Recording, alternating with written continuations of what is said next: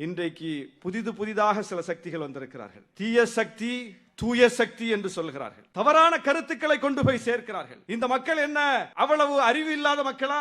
சிந்திக்க தெரியாத மக்களா? இந்த மக்களுக்கு அரசியல் புரிதல் இல்லையா? அரசியல் புரிதல் உள்ள மக்கள் தமிழ்நாட்டு மக்கள். 3 முறை மோடியை இந்தியாவை ஏற்றுக்கொண்ட போதும் ஏற்காத மாநிலம் தமிழ்நாடு, நிராகரித்த மாநிலம் தமிழ்நாடு. ஒவ்வொரு வாக்கையும் ஆய்ந்து அறிந்து பார்த்து பார்த்து போடுகிற மண் தமிழ்நாட்டு மண். அப்படிப்பட்ட மண்ணில் தீய சக்தி, தூய சக்தி. யார் தீய சக்தி?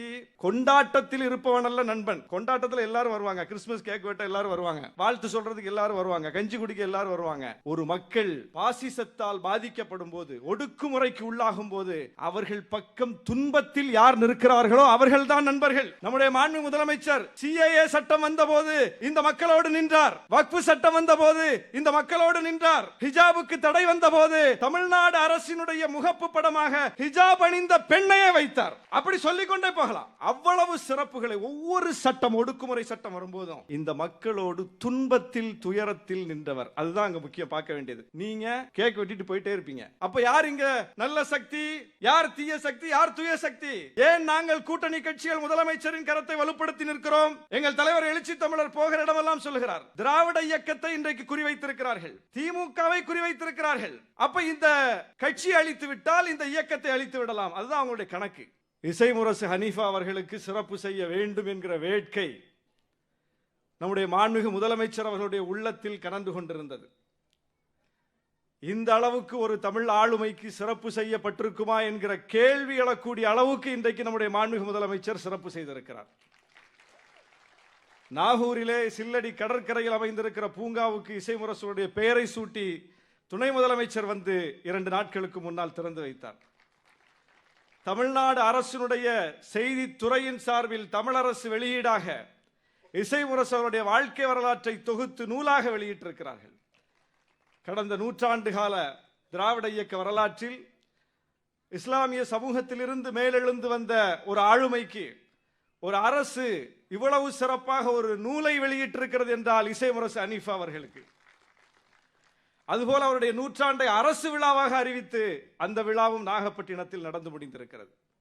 எல்லாவற்றுக்கும் உச்சமாக இன்றைக்கு இந்த மன்றத்தில் மாண்புமிகு முதலமைச்சர் அவர்கள் பங்கேற்று இங்கே இசைமுரசு தொடர்பான நூல்களை வெளியிட்டு அவருடைய குடும்பத்தாருக்கு சிறப்பு செய்து மேலும் சிறப்பை செய்திருக்கிறார்கள்.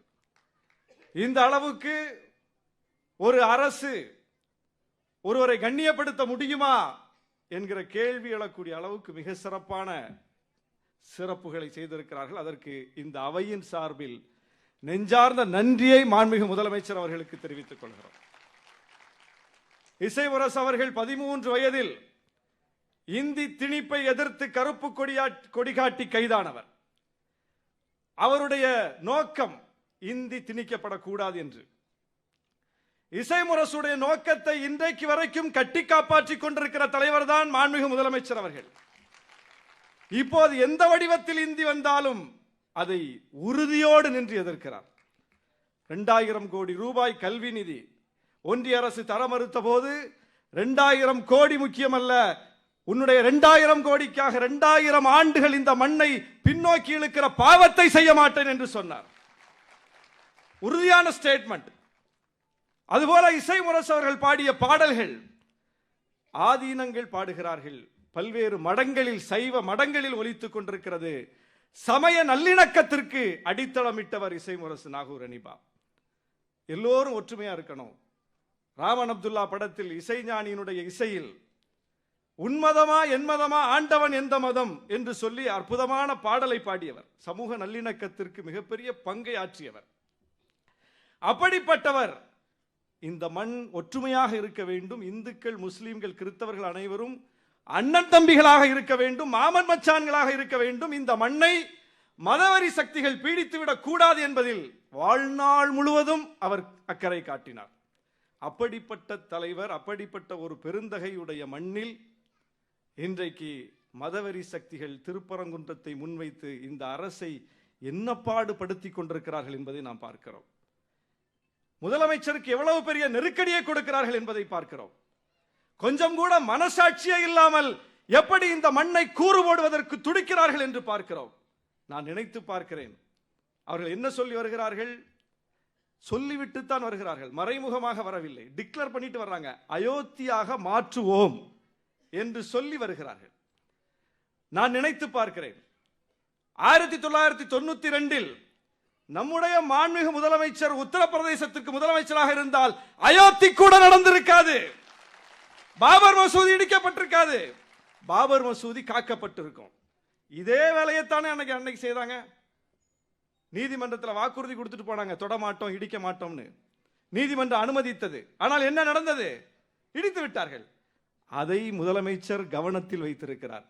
இவங்க என்ன செய்வாங்க? இவங்க 2 பேர் இல்ல, 10 பேர் இல்ல, எத்தனை பேரை அங்கே அனுமதித்தாலும் அங்கே இருக்கிற சிக்கந்தர் தர்காவை அகற்றி விடுவார்கள். அது இந்த மண்ணில் ஒரு தீராத களங்கத்தை கொண்டு வந்து சேர்த்து விடும்.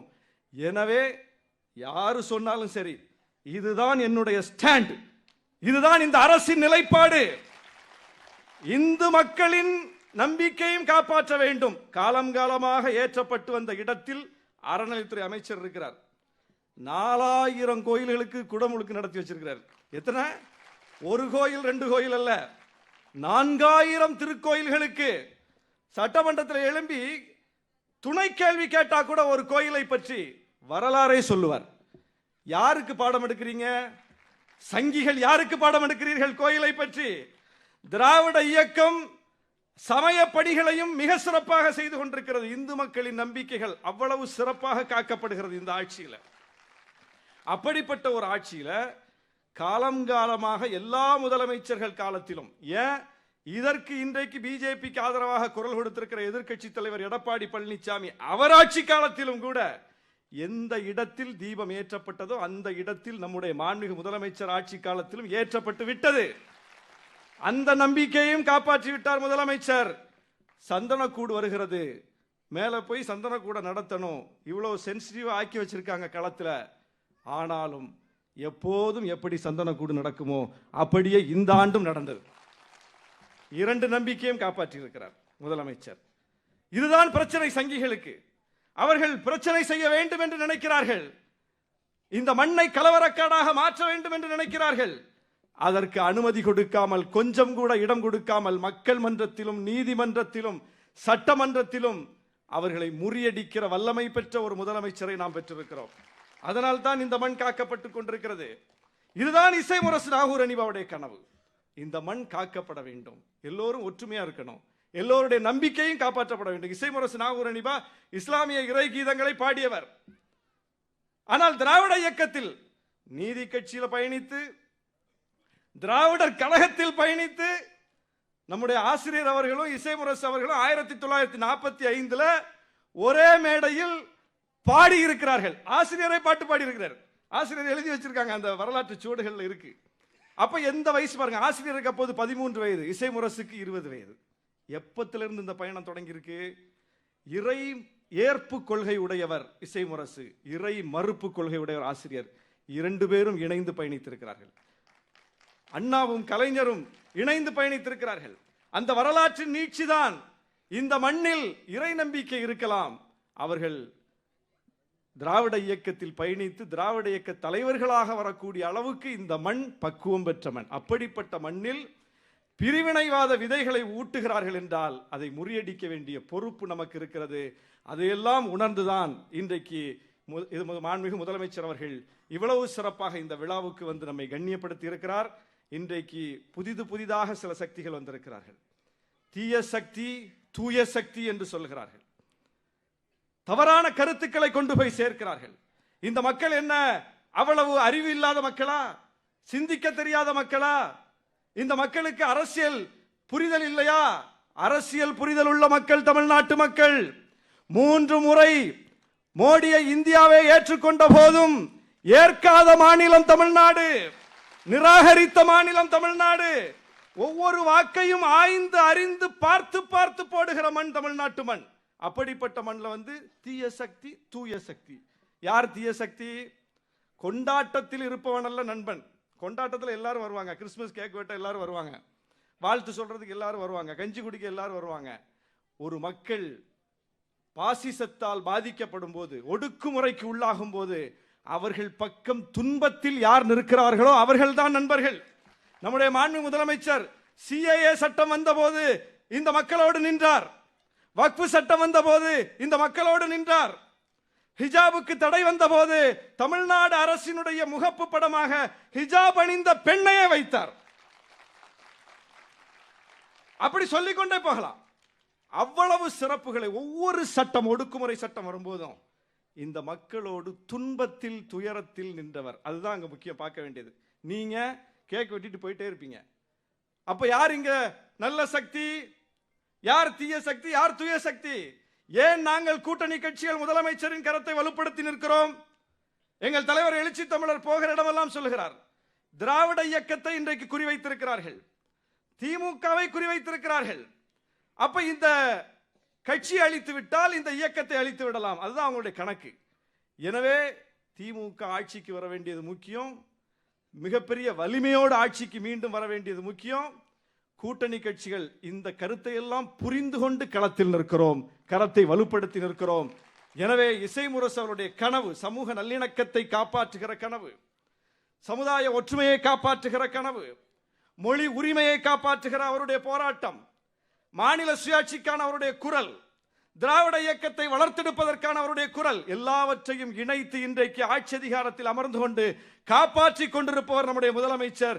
எனவே இசைமுரசு அவர்களுக்கு விழா எடுக்க தகுதி படைத்தவர் முதலமைச்சர் என்ற அடிப்படையில் இவ்வளவு சிறப்புகளை செய்த மாண்புமிகு முதலமைச்சர் அவர்களுக்கு எங்களுடைய நெஞ்சார்ந்த நன்றியை தெரிவித்து விடைபெறுகிறேன். நன்றி, வணக்கம்.